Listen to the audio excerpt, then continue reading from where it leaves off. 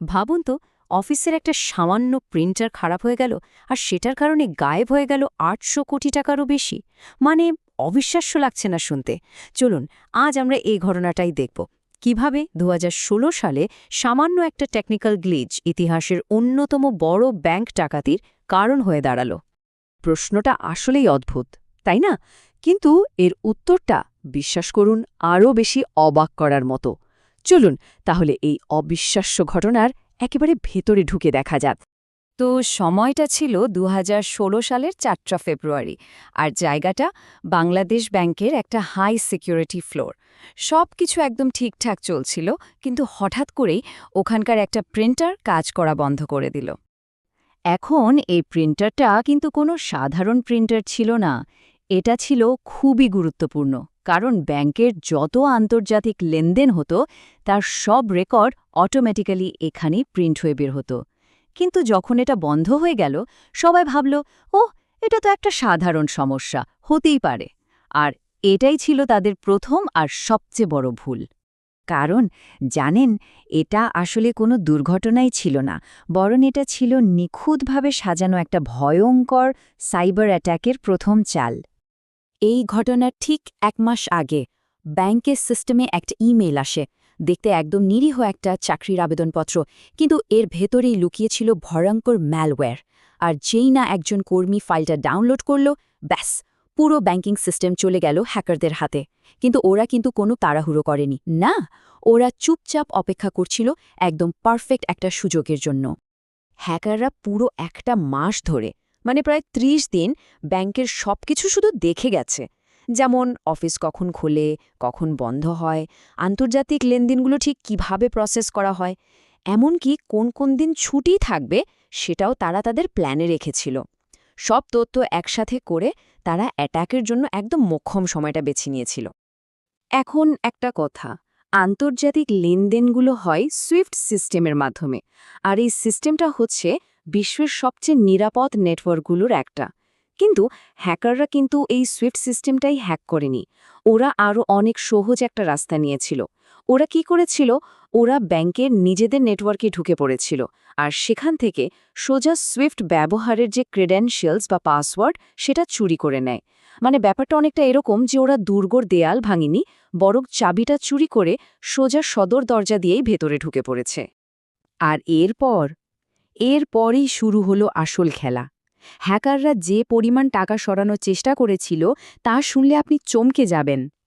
New ইয়র্কের federal রিজার্ভে বাংলাদেশ ব্যাংকের যে অ্যাকাউন্ট ছিল, সেখান থেকে হ্যাকাররা মোট $৯৫১ মিলিয়ন, মানে বাংলাদেশি টাকায় প্রায় ১০,০০০ কোটি টাকা, হ্যাঁ, ঠিকই শুনেছেন, ১০,০০০ কোটি টাকা সরানোর চেষ্টা করে। কি অসম্ভব পরিমাণ টাকা, ভাবা যায়?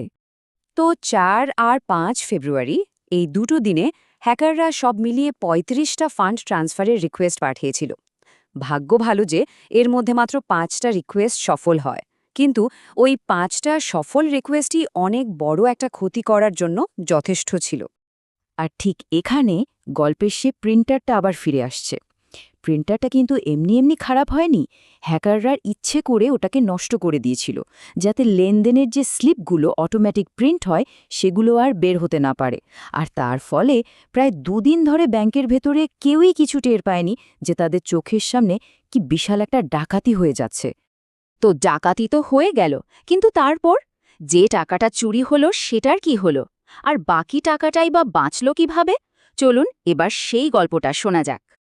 অবিশ্বাস্য হলেও এটাই সত্যি যে প্রায় $৮৭০ মিলিয়ন কোনো হাইটেক সিকিউরিটি সিস্টেমের জন্য বাঁচেনি। বেঁচেছিল শুধুমাত্র কিছু অদ্ভুত, মানে অবিশ্বাস্য কিছু কাকতালীয় ঘটনার জন্য। আর সেই কাকতালীয় ঘটনাগুলোর মধ্যে সবচেয়ে অদ্ভুত ছিল একটা মাত্র শব্দ, জুপিটার। আসলে কি হয়েছিল, হ্যাকাররা টাকা পাঠানোর জন্য ফিলিপাইনের একটা এনজিওর নাম ব্যবহার করেছিল, কিন্তু প্রাপকের ঠিকানায় ফাউন্ডেশনের বদলে ভুল করে লিখে ফেলেছিল ফাউন্ডেশন। আর ওদিকে পেমেন্টের বিবরণেই জুপিটার শব্দটা দেখে একটা ব্যাংকের সন্দেহ হয়, আর তারা সাথে সাথে লেনদেনটা থামিয়ে দেয়। একবার ভাবুন তো, সামান্য একটা বানান ভুল, আর তাতেই বেঁচে গেল প্রায় $১ বিলিয়ন। কিন্তু যে $৮১ মিলিয়ন চুরি হয়ে গিয়েছিল সেটার কি হলো, সেই টাকাটা খুব দ্রুত ফিলিপাইনের কয়েকটা ফেক অ্যাকাউন্টে চলে যায়, সেখান থেকে সোজা স্থানীয় ক্যাসিনোতে। আর ক্যাসিনোতে নিয়ে গিয়ে সেগুলোকে ক্যাশ টাকা আর জুয়ার চিপে বদলে ফেলা হয়। এরপর টাকাগুলো এমনভাবে হাওয়ায় মিলিয়ে যায় যে সেগুলোর আর কোনো চিহ্নই খুঁজে পাওয়া যায়নি। এখন প্রশ্ন হলো, এই এত বড় একটা ডাকাতির পেছনে আসলে কারা ছিল, আর এই পুরো ঘটনাটা থেকে আমরা ঠিক কী শিখতে পারি? চলুন এবার এই বিশ্লেষণের একদম শেষ পর্যায়ে যাওয়া যাক। তদন্তে যে নামটা সামনে আসে সেটা সাইবার দুনিয়ার এক ভয়ঙ্কর নাম, ল্যাজারাস গ্রুপ। এটা একটা অত্যন্ত কুখ্যাত হ্যাকারদের দল, যাদের সাথে সরাসরি উত্তর কোরিয়ার যোগসাজশ আছে বলে সন্দেহ করা হয়। মনে করা হয় এই ভয়ঙ্কর ডাকাতি পেছনে মূল মস্তিষ্ক ছিল তাদেরই।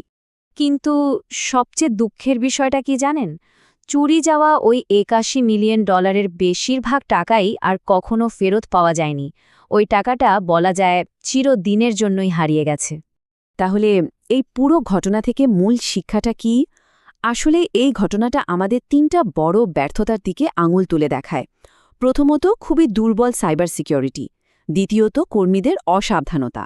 আর তৃতীয় এবং সম্ভবত সবচেয়ে গুরুত্বপূর্ণ বিষয় হল একটা ছোট্ট সমস্যাকে, যেমন একটা প্রিন্টার নষ্ট হওয়াকে, গুরুত্ব না দেওয়া। মানে একটা সামান্য অবহেলাই যে কত বড় সর্বনাশটাকে আনতে পারে, এটা তার সবচেয়ে বড় প্রমাণ। কিন্তু এত কিছুর পরেও একটা প্রশ্ন কিন্তু থেকেই যায়, যার উত্তর আজও মেলেনি। এত নিখুঁত, এত সাজানো একটা প্ল্যান ব্যাংকের ভেতর থেকে কারো সাহায্য ছাড়া কি সত্যি সম্ভব ছিল? এই প্রশ্নটা রইল আপনাদের ভাবনার জন্য।